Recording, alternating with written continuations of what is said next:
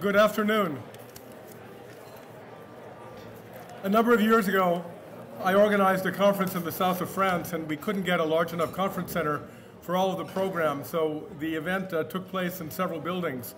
And the argument was that it was a way of assuring that our attendees got some fresh air. I'm Robert Lapid. I'm the Dean of the School of Continuing and Professional Studies, and it's a great pleasure for me to be able to be here, but also to do something analogous to getting you to get outside in the crisp winter day and get some fresh air. We haven't exercised, and this has been a remarkable program thus far, I think. And we have a lot of people to thank. Some of you did not arrive at the very beginning where acknowledgements were made. So my job, in part, is to acknowledge people and ask you to exercise your upper body by applauding. First and foremost, to our conference chair, Constantine Costa.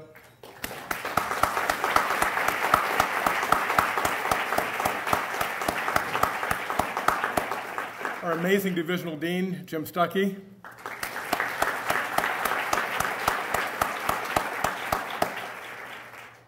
The generous sponsors who helped make the day possible.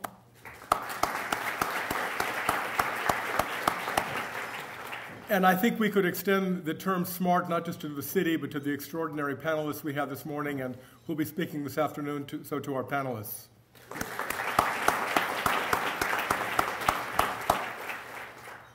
Professor Glazer's luminous conversation this morning about the city reminded us that the city really is a magnet to talent, and by drawing people to it, it is a place where networks are formed, where knowledge and learning occurs in formal and informal ways.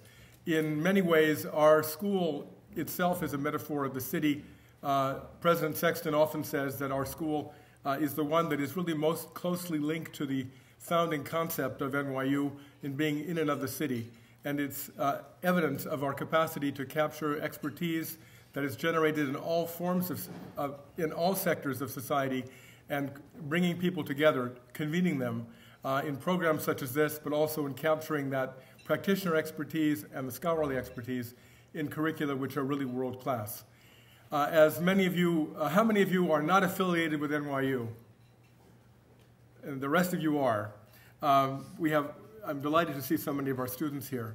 Our school has an unusual history in that we began as a form of public service outreach for the university as a whole, but soon developed expertise ourselves in many of the industry sectors that define New York's place on the global stage. And the Schack Institute of Real Estate was first established about 42 years ago, really at the behest of industry leaders who petitioned then President James Hester to create a program which could allow continuing education to occur, taught in a peer learning circle for a field that had not really benefited from, dare I say, a community of scholarship and reflection. So originally the concept was that the knowledge was being generated by the practitioners themselves, and the opportunity of having an institute would help distribute that knowledge more rapidly and raise the professional standing of the field.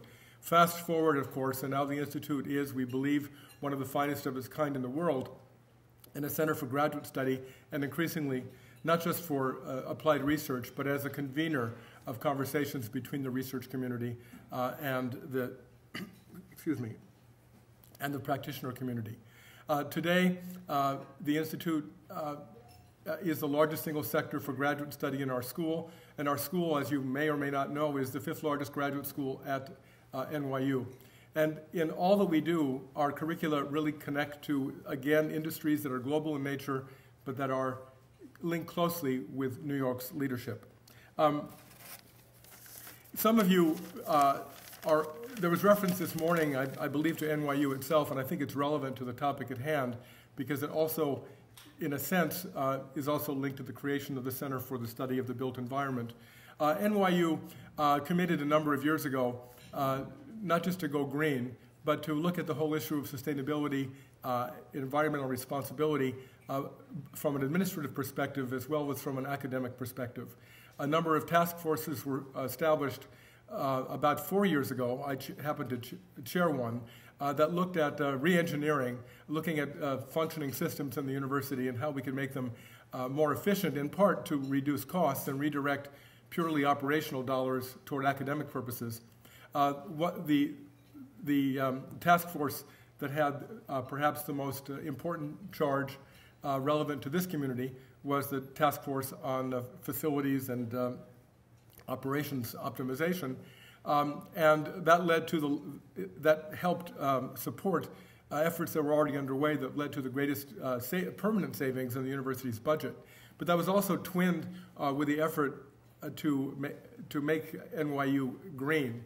And this morning we heard of the Mayor Bloomberg's very visionary project to help New York reach extraordinary environmental benchmarks by reducing carbon emissions by 30% by the year 2030. NYU is a signatory to that process, and because of all of the efforts that were undertaken implementing some of the ideas that were discussed this morning, as well as a remarkable cogeneration plant that was built nearby.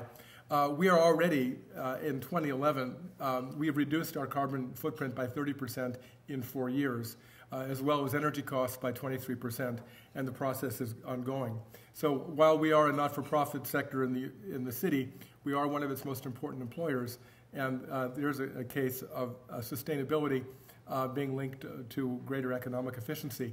But I think what's also critically important, and I referenced this at the outset, that this was not seen as something that you just do for building purposes or for economic efficiency, but to really help use this as a way of accelerating other efforts to encourage study and research and teaching in all the interconnected areas of the environment. And it's a source of great pride to me that one of the first projects that the Provost's office provided a seed grant for was the idea behind the Center for the Sustainable Built Environment. And it is hard to believe that it is only about 15 months old.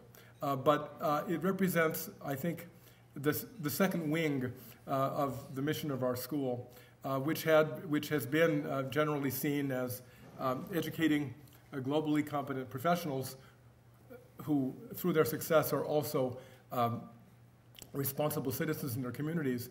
As a school, we've been focused on teaching, and by definition, we were not primarily associated with research, although obviously the research that was produced elsewhere in higher education and by our own faculty formed a great part of our curricula. But the concept behind the center is one that's extremely important for us all, and that is really, again, to be a bridge, to be a convener, to help connect the practitioner communities, the business community, with those who are doing the research in the sciences and engineering, in the public policy arenas, because our connections to the industries for which we're educating our students allows us to bring the insights of those who will determine if something is viable to the table and to the research agenda. And this may be commonplace everywhere else. We don't know if it is, but it is a role which we embrace, and we're very fortunate to have the energetic and visionary leadership that we have in Constantine, the advisory board that helps guide his work, which includes students and representatives from a whole bunch of schools at NYU, and the great imaginary, energetic, and entrepreneurial energy of Jim Stuckey, who's been a truly transformational dean for the Institute. So I am here really just to say thank you again to exercise those upper arm muscles. Please join me in thanking all of those who are making today such a success.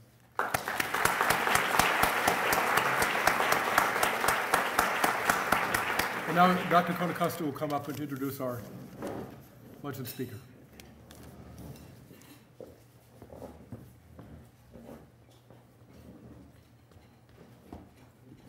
Thank you, Dean Lappner, and thank you again for your leadership to make all of this possible. I know you're probably all getting tired of hearing me, so I promise this is the last time. But it is a great honor to continue our conversation from this morning and from the last panel by welcoming Professor John Quigley, also Dr. John Quigley. Professor Quigley is the I. Donald Turney Distinguished Professor at the University of California, Berkeley, where he holds professorial appointments in the Department of Economics, the Haas School of Business, and the Goldman School of Public Policy. He has served as chairman of Berkeley's Department of Economics and as chair of Berkeley's Academic Senate.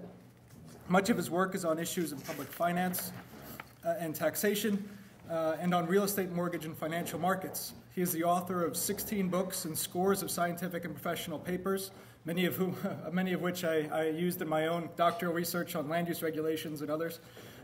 He is a fellow of the Homer Hoyt Institute, the Lincoln Institute, and is a foreign member of the Royal Swedish Academy of Engineering Science. He edited the volume on the mortgage meltdown, the economy and public policy, published recently in 2009, and Housing Markets and the Economy, published in 2010. He has received many forms of recognition for his scholarly contributions, most recently an honorary degree from the Royal Institute of Technology. So please join me in welcoming Professor John Quigley.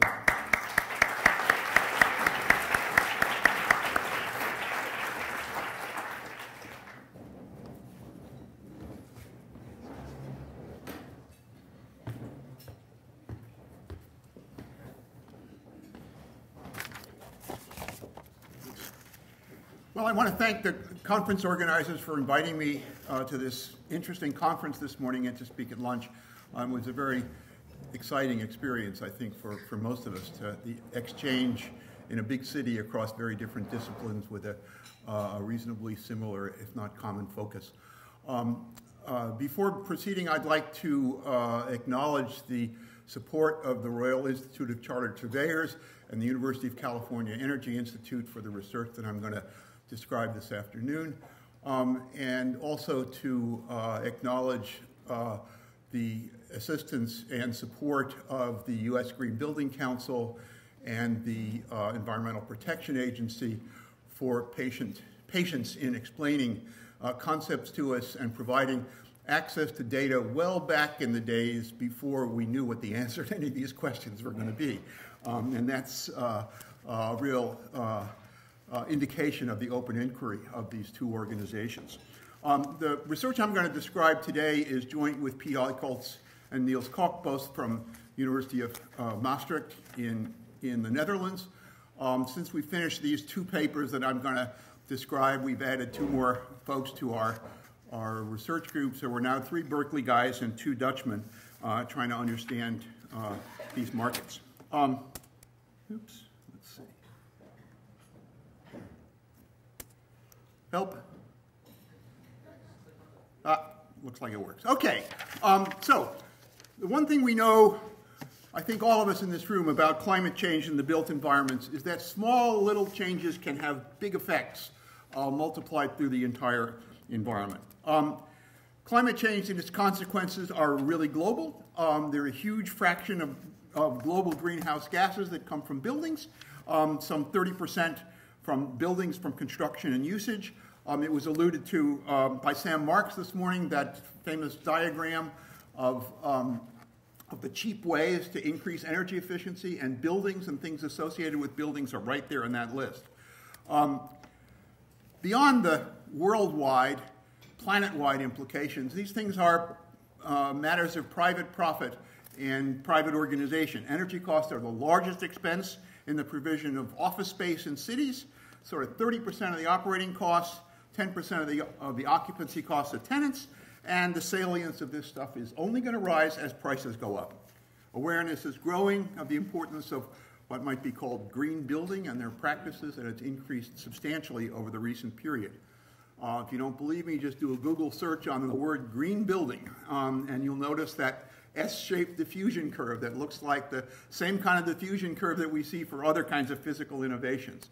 Or you look at the number of people who've turned up at the Green Build conference every year, and it's increasing exponentially. So the notion of green buildings and green build are around. Green buildings in the marketplace, look at the top 25 buildings, top 25 commercial office buildings. In 2009, New York and northern New Jersey had about 11% of the office market, had about 0.25% of the green buildings, up from 2.64%, 11% from 2.64 in 2007. But about 10% of the green buildings, 10% of green buildings were green in 2009.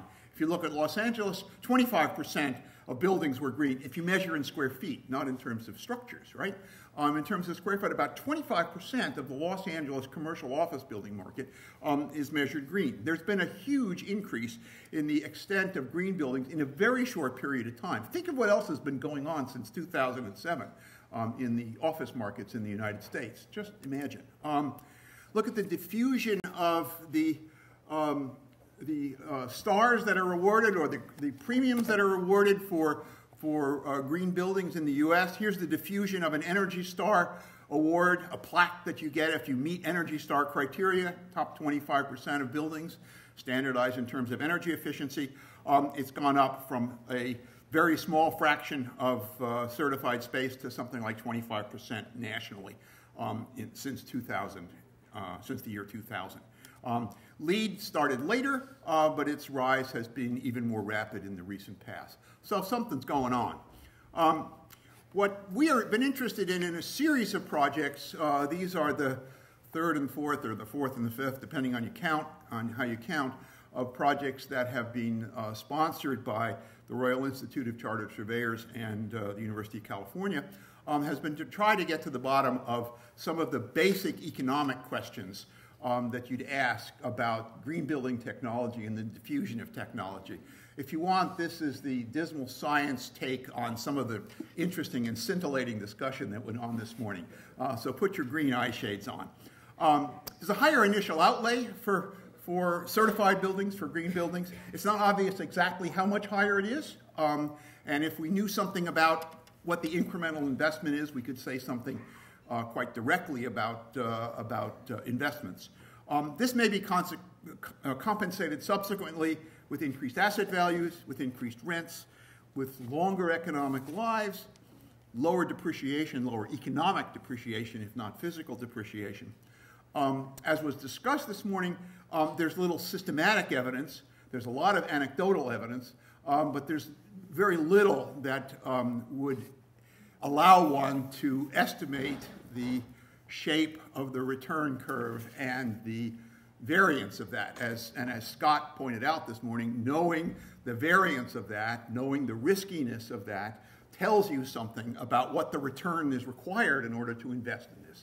So this is all trying to get a little more systematic about some of these factors that are very important and that have been acknowledged as very important this morning.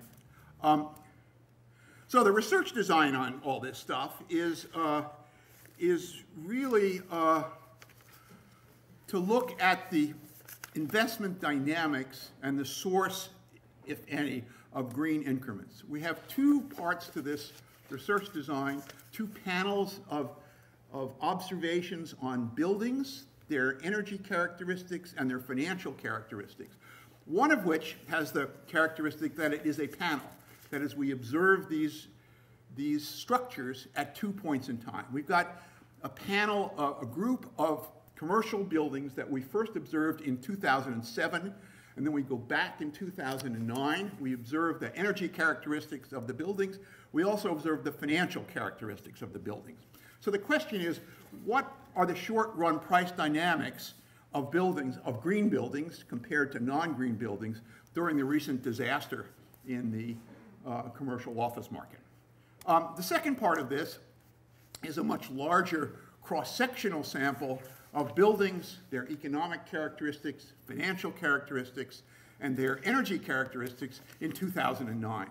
So we've got a zillion office buildings in 2009, which would have been observed, 3,000 of which are certified either by Energy Star or by the Energy Star or the U.S. Green Building Council. So that's a cross-sectional analysis. We're taking a snapshot. The other is a longitudinal. It's a panel that we're studying, looking at events. So what we uncover is evidence on the economic premium for green buildings. That is to say, whether it is a premium in rent, a premium in asset values, the extent to which it goes away as we try as hard as we can to get rid of it, and the extent to which it is vibrant, and whether or not it varies by vintage.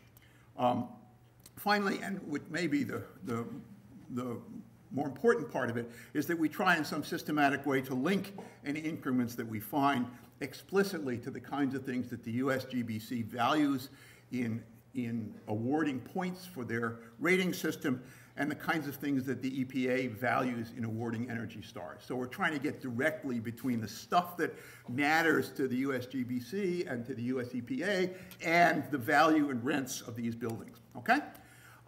So most of you know about these two programs. EPA has the Energy Star for commercial buildings that's been in for about 15 years now. Basically, it signifies buildings that are in the top quarter, in the commercial sector at least, of all commercial buildings when they're standardized for the hedonic characteristics of those buildings. So if you're in the top 25%, you can get an Energy Star. And that's certified by inspection by an engineer. The USGBC is a somewhat more complicated method of certification. There's scoring systems based upon components. Energy efficiency is one component, but it's one of 6 components, and it has varied over time, so it's a little harder to get to nail down exactly the linkage between certification and subsequent economic and fiscal performance, financial performance of buildings. Here's an example. I like this example because it's where my wife works in San Francisco. It's a big old building downtown that's been retrofitted, and it's a LEED certified gold building right next to the downtown CBD of San Francisco. So the research design is to pick out all the green buildings that we could in 2007, identify them like this, draw a little circle around them based upon the longitude and latitude. We use these GIS to identify all other office buildings within a quarter-of-a-mile radius. This is the old story about valuation in real estate being location, location, and location. So we got everybody and all the guys that are right next door to them. We gather all the information about the green buildings and the guys next door.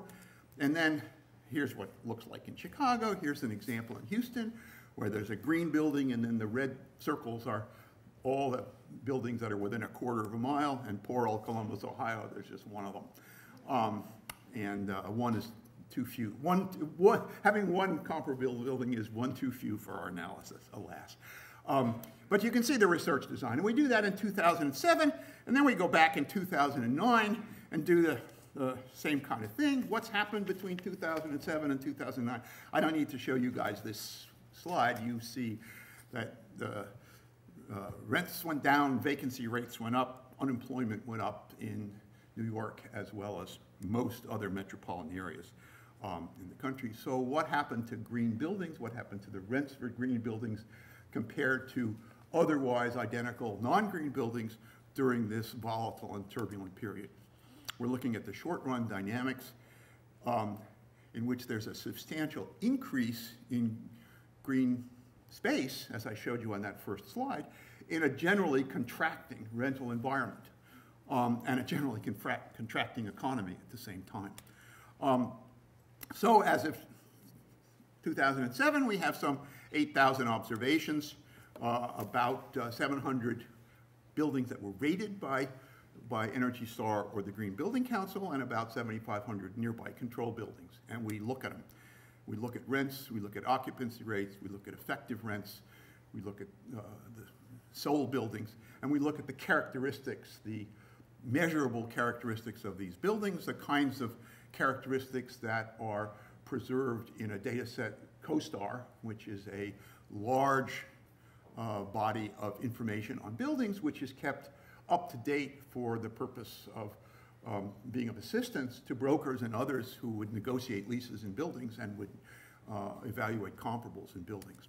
Okay, so then we do the same damn thing in 2009, and we go back to these same buildings and we ask, what was your rent? What's your occupancy rate?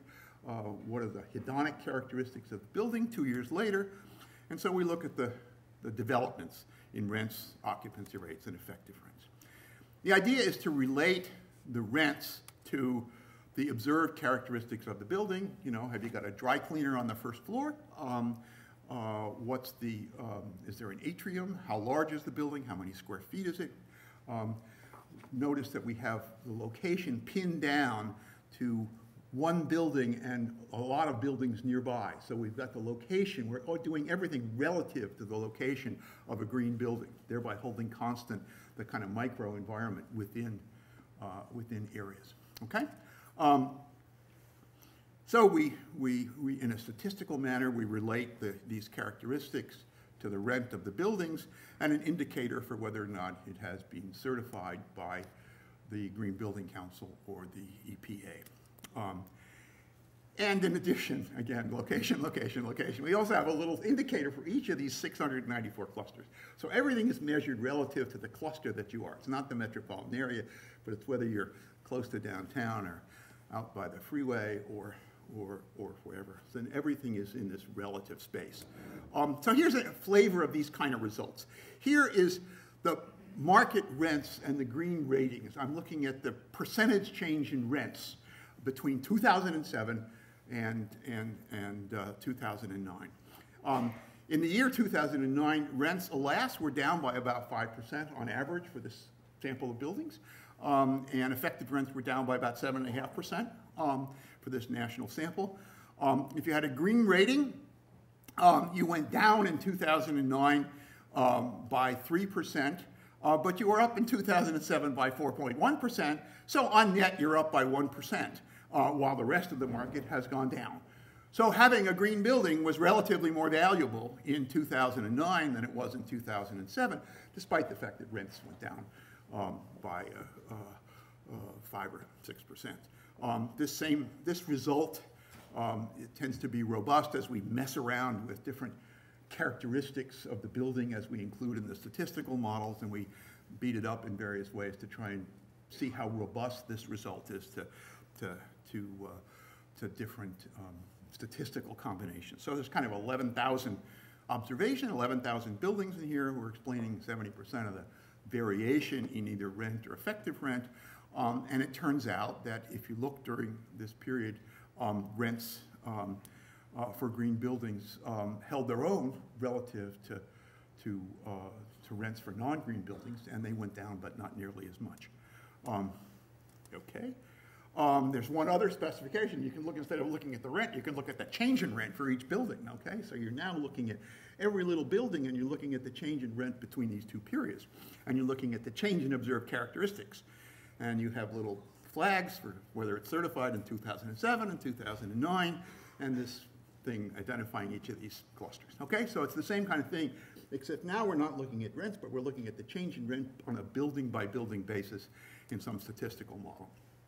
And as you can see, if we don't include any characteristics of the buildings in this statistical model, we don't adjust for the characteristics of the building, there appears to be a reduction in rents for green buildings 2007 and 2009. But once we start holding constant the characteristics of the buildings that might be desirable to tenants, and the fact that green buildings tend to have other characteristics that tenants might value, the depressing effect of green building during this interval, right, during this 2-year interval, goes away completely. If we look at this is the first 3 are changes in rent. The last 3, oops, oh well. You'll just have to forgive me. All right, the last 3 are changes in effective rent, which is rent multiplied by occupancy rate, and you see the same thing. If you don't include the characteristics of the buildings, it looks like rents have gone down in green buildings. But if you hold constant the characteristics and the fact that green buildings are on average sort of better, more desirable on other grounds, higher rents on other grounds, you find that there's no statistical difference. Okay? So, summarize the first part of this analysis. It appears that during this disaster in commercial markets during the last 2 years, green buildings, on the contrary, have helped to buoy up this market. They have kept the market from declining as much as it might otherwise have. And if you were lucky enough to have a green building in 2007, your rents are relatively higher in 2009 than if you didn't have a building in 2007, okay? And this is with regard to your little cluster in Kansas City or Omaha or San Francisco or Los Angeles. Okay, so the second part of this, the second analysis, is to take the largest cross-section we can of the most recent data on green buildings, non-green buildings, and financial information, and to try and get to the bottom as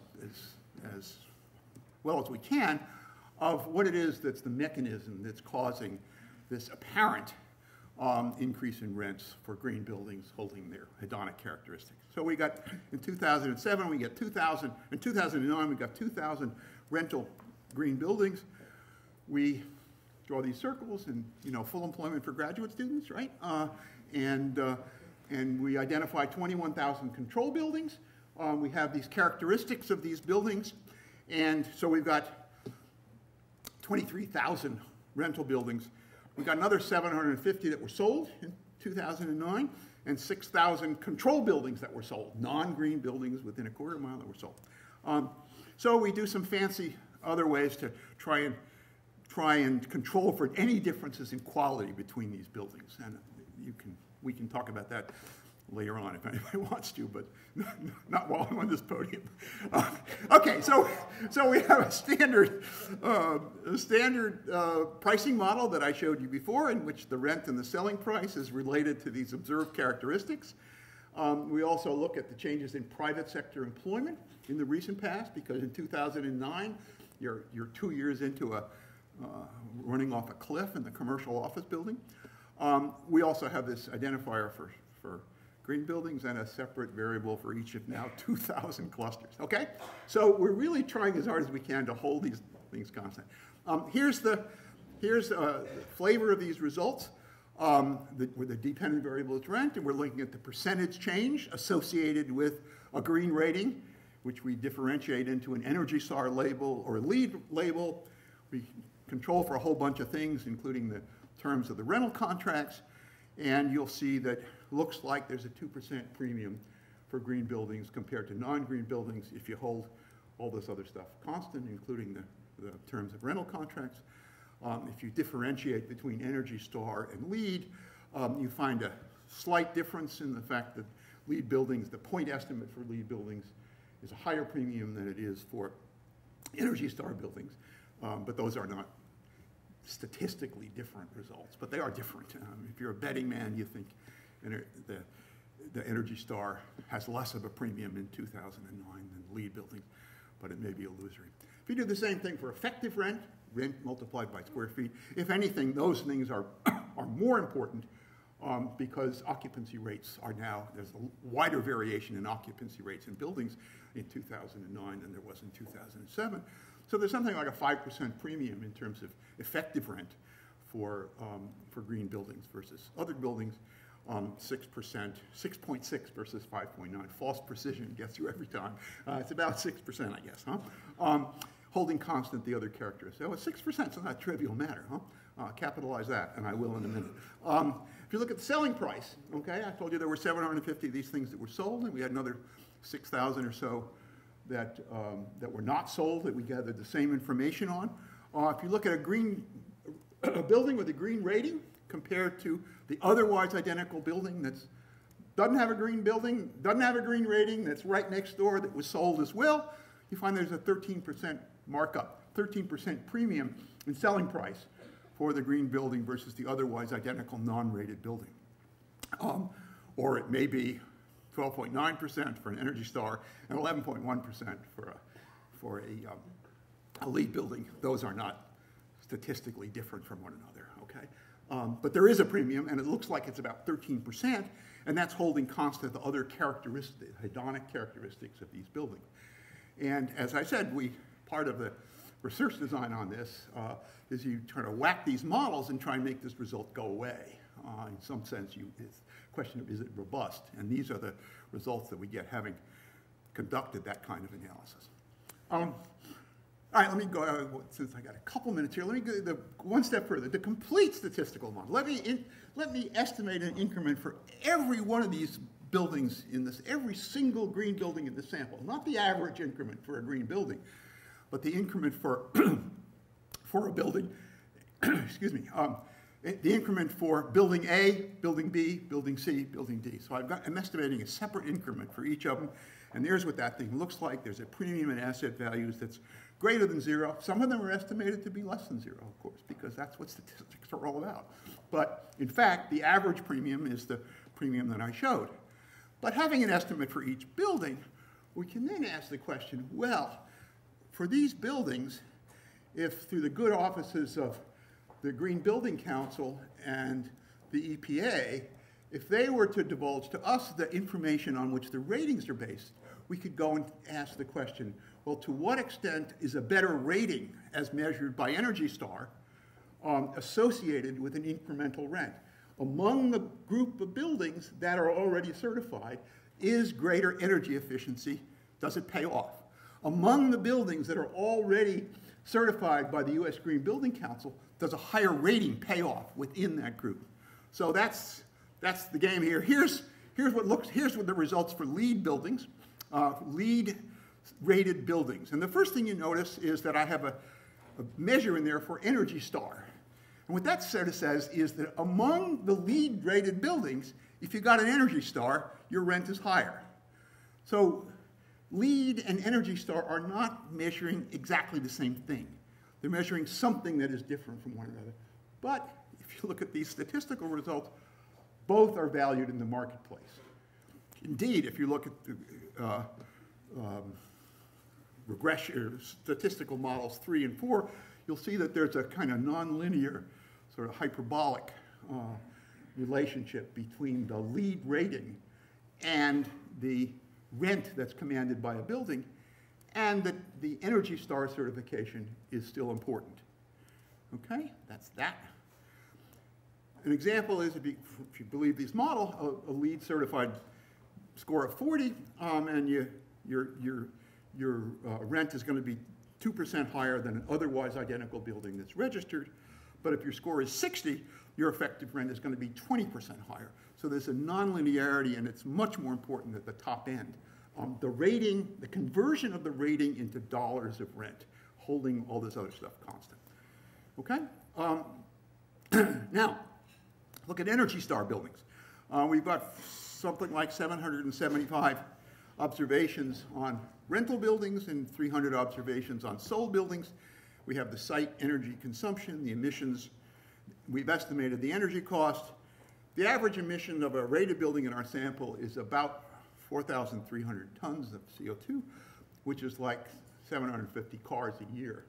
Now, my Dutch colleagues are fond of pointing out that it's about 1,000 European cars. It's only about 750 US cars. But that's Cox's view.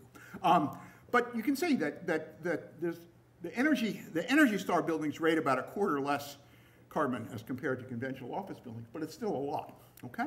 So now we do the same kind of analysis. We have a measure of the increment in rent in certified Energy Star buildings, and we know the energy consumption because there's some engineer who crawled around and sent a measure of energy consumption to the US EPA. And so we can relate the energy consumption in BTUs to the incremental rent. Or if you allow us a little fussing around, we have an estimate of the utility bill, which we can relate to the rent of these things. And you'll notice that those are they have lots of stars after them. They're statistically important. And there is a rent increment associated with greater energy efficiency, or a rent increment associated with lower energy bills per day. Okay? Now look at the transaction increment. I told you I had these 300 buildings that got sold. So I'm doing exactly the same thing, except now I'm looking at the selling price, the capitalization, if you will, of those streams. And sure enough, those things are highly significant and important. And if you take those statistical models and anybody taking notes here, there'll be a quiz in about 5 minutes on this. $1 of energy cost is associated with almost a 5% premium in market capitalization. So the capitalization is about $13 per square foot in this sample. It is not zero. If you sell a building that is certified by Energy Star or LEED, you can get more money for it. That's what this thing says, and as a statistical matter, it doesn't go away. It's not going to be true for all buildings, as Scott pointed out this morning, but on average, this is a big number. So the cap rate's about 8% on this stuff in 2009, which is not too far off from capitalization rates in major markets. What do I get from all this huffing and puffing with statistical models? First, I guess it's clear that there's been greatly increased awareness of the importance of the real estate sector in contributing to global warming or in providing ways in which global warming might be ameliorated. Energy efficiency, green buildings are things that are on the tips of people's tongue nowadays. Beyond that, they are valuable. They are profitable, and they're valuable to policymakers as well as to private individuals who are transacting in the market. Buildings that are certified by Energy Star or by LEED command higher rents in the marketplace. I've shown you information that suggests that the green premium has slightly decreased during the period of increased volatility, but that's relative to a lower rent in general. The returns to green buildings are not significantly lower relative to conventional buildings. If we look at the cross-section, the green increment is systematically related to the underlying characteristics of energy efficiency or sustainability. The market seems to be relatively efficient in pricing these assets. The cap rate looks reasonable, and it looks like, as far as we can tell, using a rather large sample and using a hammer to try and get to the bottom of this, there is a relationship between the rents and the values and the ratings of these buildings. Beyond that, there is not a very high correlation between the LEED and the EPA's scores. So they are not measuring the same thing, if you will. They are measuring somewhat different attributes of the efficiency of buildings, one of which measures only energy efficiency and the other is broader. I guess the question I'd like to leave you with is whether modest programs by government and nonprofit organizations which are seen to be effective and incorporated by market participants because they directly affect energy consumption and emissions, and whether or not more aggressive policies simply of information dissemination are really worthwhile on a national scale or on a larger scale. My understanding is it's about $1,200 to get an engineer to crawl around and to provide an estimate of what the certification of energy usage on a large commercial building is. That information is available for certified buildings with a little difficulty on the EPA website. But imagine if that information was available for all buildings on a simple website that could be accessed easily by anybody who's contemplating a move of commercial or a purchase any place in the U.S. It would tend to be a simple matter to provide this information, and you could provide it on an annual basis at the time of the sale. There's systematic ways in which this information could be provided by street address and by longitude and latitude. And the implication of this work is that if that information were freely available, it would be a relatively easy way to incorporate this into the impersonal market. My understanding is that the EPA has 21 FTE that are devoted to the Energy Star process. 21 FTE in the country that are involved in this certification. That is really cheap. And the computerization of this and the availability of this could go a long way towards helping this market to incorporate little nudges that relate energy efficiency into the higher prices or the higher rents that are commanded in the market. So I guess I will leave it at that. Thank you very much.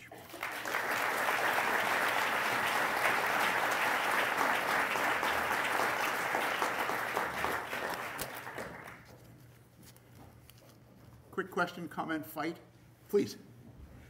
Yeah, hi, that was really informative. I'm wondering if your data provided statistical conclusions for rent premiums or self-investment premiums for either green or non-green buildings in looking at the location value of the buildings, either for proximity to urban centers or including public transit or bike.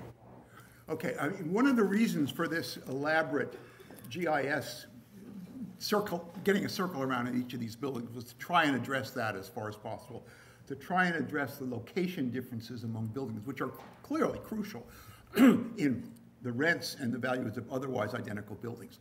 So, on the one hand, we have normalized things for buildings next door and people within a quarter mile.